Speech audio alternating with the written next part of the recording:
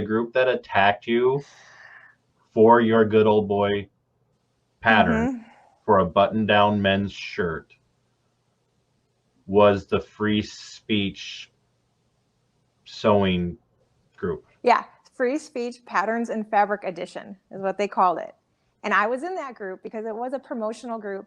And I will say legitimately, several years before all of this, there were some businesses that were scamming and taking people's money and not delivering fabric. So there was legitimate issue with calling some businesses out because I was scammed. I don't want to say it because then I look like an idiot, but it did happen. And there was a thing going around for a while because it's the internet and it's PayPal and people or whatever. So there was legitimate reason. Once, at least. Right. But there was legitimate reason to have this group around for a small time. However, after this kind of weird scamming, whatever you want to call it, went away or wasn't as prominent, the people that ran the group seemed like they just couldn't get enough of the attention calling out groups, right? So what are we going to do next? What's next? It's just the spiral of we have to find something. There's always somebody and something to find fault with. You know? They're stoking the flames of outrage. Very much so, and it's all for their own like egos and to be important, you know. And there's a list. I mean, and it's so bizarre because the list is like 30 or 40 businesses long now that are no, you can't promote them, you can't talk about them. Of course, I'm on that list.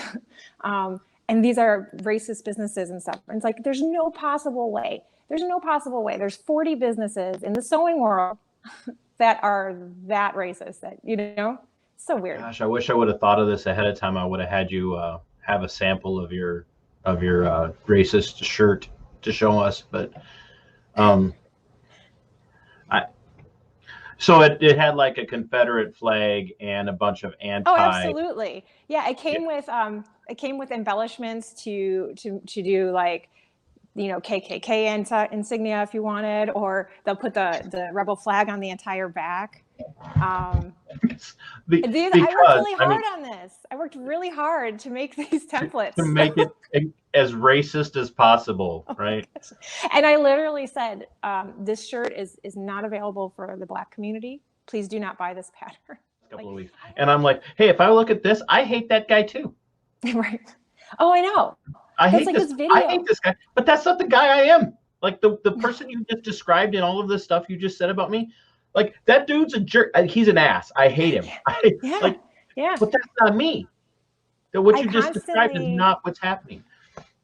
I constantly invite people. Like I told you before, I have little interactions, and sometimes they know it's me, sometimes they don't.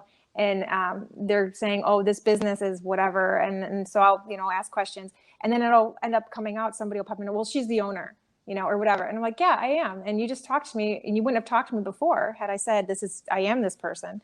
But I always invite people to come and message me privately. I send the link to my blog. I was like, please just look at me.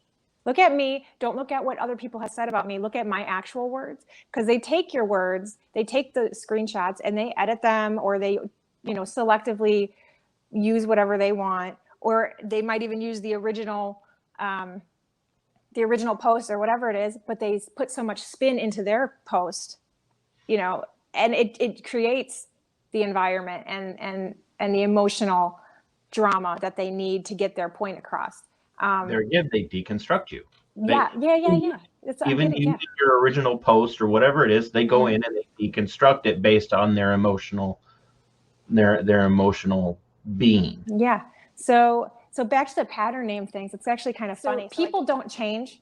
Situations don't change. Technology changes, and the way we live our lives daily, I guess. We have houses and whatever and things like that, but and electricity, but people don't change. At the heart of all of these problems is the lack of Christ. And you need that in your life, or you have nothing. You know, you fall into these pits of social justice or whatever you want to call it. So when people don't have that, when they don't have truth, if you don't have truth, you have nothing. And just so our dear friend Tom Ski and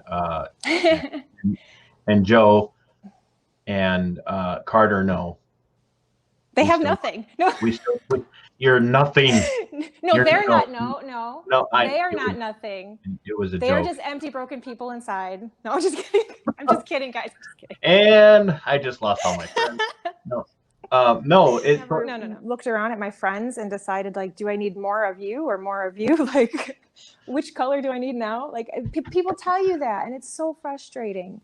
Like, why do I have to pick a friend? If you had Black friends, or you feel different if you had Hispanic friends, or if you had Asian friends. You don't know what it's like because you're, and then you do. I get what you're saying, because you look at yourself and you're like, racist? What? Like, I don't understand. Yeah, and how can you even say that? But you don't know me. Everybody's life experience is going to be completely different from the person sitting next to them, even if you're twins. You can grow up in the same household, you can have identical DNA, whatever, it doesn't matter. Your life experience is going to be different. That's a fact. So to sit there and tell somebody, you're white, so this is exactly what you've experienced, or you're Black, this is exactly what you've experienced, the cops are trying to kill you, whatever. Like, it's not the case. You can't do that. And I understand why they're doing it, but I still have a very hard time understanding why they think it's okay to do that, and we are way off the sewing subject here. No, we're not. We're not. Yeah. We're not, because that's what this comes down to. It does. That's what it comes down to, is that